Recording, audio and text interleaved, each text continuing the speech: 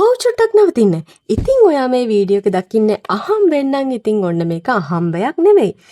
ඉතින් ඔයා මේ වීඩියෝ එක දකින්නේ අහම්බෙන් වුණත් නැති වුණත් ඔයා මේ වීඩියෝ එක දකින්නේ මාර්තු 17, 18, 19 කියන දවස් වලින් එකක නම් 2026 අවුරුද්දේ ඉතින් මේ රීඩින් එක අනිවාර්යෙන්ම ඔයාටයි.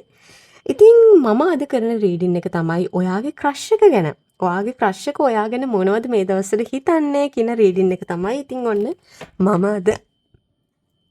මම අද ඔයාලට ගේන්න හදන්නේ. ඉතින් අපි එහෙමනම් බලමු ඔයාලගේ ක්‍රෂ් එක ඔයාලා ගැන මොනවද හිතන්නේ කියලා. ඉතින් එහෙමනම් මම ඔයාලගෙන් බොහොම ආදරෙන් මේ වෙලාවේ ඉල්ලනවා ඔයා මගේ channel එකත් එක්ක එකතු වෙන්නේ අලුතෙන් නම් ඉතින් මගේ channel එක subscribe කරලා ඉන්න කියලා මුලින්ම.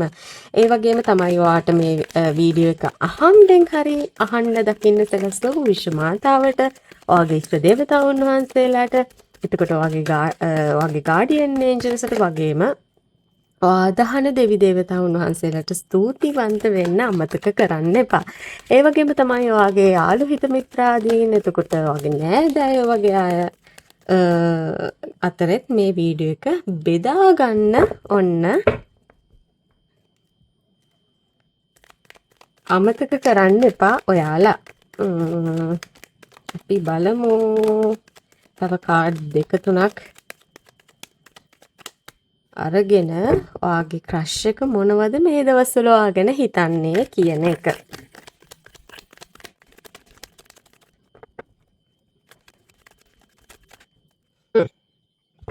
යම්කිසි গুপ্ত දෙයක් ගැන තමයි යා හිතන්නේ කියන එක මට මේ වෙලාවේ කියන්න පුළුවන්. අප් කාඩ් දෙකත් එක්ක එක ගාව. මේක ඔයාට ඇති වෙලා තියෙන දෙයක්ද එහෙමත් නැත්නම් එයා කරන්න බලාපොරොත්තු වෙමින් ඉන්නවද කියන එක අපි බලමු. නැත්නම් එයා කරලා තියනවද මේ වෙනකොටත් කියන එක අපි බලමු.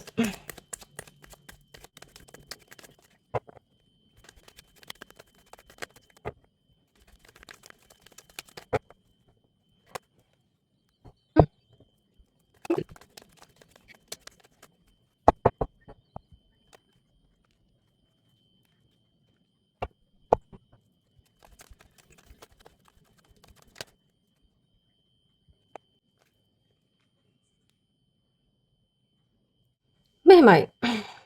මට මේක හිතෙන්නේ මේ විදිහට. අපු කාඩ්ස් ටිකත් එක්ක දකිනකොට ඔගේ ක්‍රෂ් එක මොකක්ම හරි හේතුවකින්ද ඔයාට යම් කිසි දෙයක් කරන්න හිතනවා මේ වෙලාවේ. එක්ක එයා මේ වෙනකොට එක කරලා තියනවා වෙන්නත් පුළුවන්, කරලා නැතුව වෙන්නත් පුළුවන්. ඒ කියන්නේ ඔයාව ලබා ගන්න මේක ගොඩක්ම ඔයාව ලබා ගන්න යම්කිසි මේක ඒ කියන්නේ සමහර මෙහෙමයි ඒක හුනියමක්ම හෝ ඉනාවක් වගේ දෙයක්ම කියන එක මම මේ වෙලාව කියන්නේ මොකක්ම හරි গুপ্ত කටයුත්තක් යම්කිසි විදිහකින් গুপ্ত කටයුත්තක්. සමහර විට මේක මැනිෆෙස්ටේෂන්ස් වෙන්න පුළුවන්, මේක දෙවියන් යදීමක් වෙන්න පුළුවන්. හැබැයි මේ ඇවිල්ලා තින කාඩ් දෙකත් එක්ක බැලුවහම නම් මේක ගොඩාක් දුරට ඊට වඩා ටිකක් දරුණු කතන්දරයක් කියන එක තමයි මට නම් තේරෙන්නේ. මේක පොදු රීඩින් එකක් හින්දා අනිත් එක මේක මේ බැලුවේ එයාගේ සිතුවිලි ගැනත්නේ. එයාගේ හිතේ තියෙනවා මෙහෙම දෙයක්. එයා ඔයාට කියන්නේ මෙච්චර කියන්නේ අනේ මන්ද. ඒ කියන්නේ එයා ඔයාට කැමතියි. හැබැයි එයාත් දන්නවා මං හිතන්නේ එයාත් දන්නවා ඔයා යාට කැමති කියන එක. හැබැයි එයා ඇයි මෙහෙම දෙයක් කරන්න හිතාගෙන ඉන්නේ කියන එක නම් මට තේරුම් ගන්න බෑ. කොහොම වුණත් ටිකක් පරිස්සම් වුණොත් හොඳයි කියන එක මම කියනවා. ක්‍රෂ් එක වුණත් ඉතින් එහෙම මේ කරන්න ඕනේ නෑනේ නේද? ඒක තමන්ගේ කැමැත්තට වෙන එක වෙනම කතාවක්. හැබැයි අනේ වන්දා. ඒ වගේම ඉතින් එයා දන්නවා හැම කරලා ලබා ගන්න දේ ඒ ලබා ගන්න දෙන් ඇති වැඩකුත් නෑ කියන එකත් එයා දන්නවා. ඒ වගේම තමයි එයා දන්නවා හැබැයි ඒ වගේම තමයි එයා මෙහෙමත් හිතනවා ඔයා ඇවිල්ලා ආය කවදාවත් එයාගේ ජීවිතේට හොයාගන්න බැරි විදිහ කෙනෙක් කියන එකක් දන්නවා. ඒ වගේම තමයි මේකේ ආදීනව යාට කවදා හරි විඳින්න වෙනවා කියන එකත් එයා දන්නවා. ඒ වගේම තමයි මේක දැනගත්තොත් ඔයා මොන විදියට හැසිරෙයිද කියන එක ගැනත් එයා හිතනවා. අන්න ඒකයි. මට මේක තේරෙන්නේ නැහැ. ඇත්තටම මේක අමුතුයි. මේ රීඩින් එක. ඒ වගේම අනිත් දේවල් ගත්තොත් ඔයා හරි විනෝදාත්මක කෙනෙක් කියන එක එයා හිතනවා වගේම ඔයා හරි බැලන්ස් කෙනෙක් කියන එක එයා හිතනවා. හැමදේම බැලන්ස් කරගන්න පුළුවන් ඕනම විදිහේ දෙයක් බැලන්ස් කරගෙන ඉන්න පුළුවන් කෙනෙක් කියන එක එයා හිතනවා. ඒ වගේම තමයි ඔයා ආවට ගියාට දේවල් කරන්නේ නැහැ. ඔයා හොඳට හැම දෙයක් ගැනම අධ්‍යයනය කරලා තමයි දේවල් කරන්න කියන එක ඔන්න එයා හිතන දෙයක්, එයා දන්න කෙනෙක්, එයා දන්න දෙයක්. ඉතින් මෙතන කෙලින්ම මේජර් කරන කාඩ්ස් 4ක්.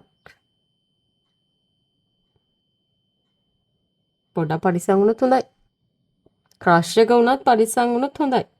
මොකද එයා මේ වගේ දෙයක් කරන්න හිතාගෙන ඉන්නවා කියන එක ඉතින් එයාගේ හිතේ මොන විදිහේ ස්වභාවයක්ද තියෙන්නේ කියන එක හිතා ගන්න බෑ මට නම්.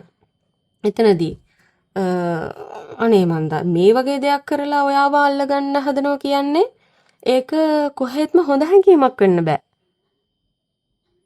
අන්න ඒකයි.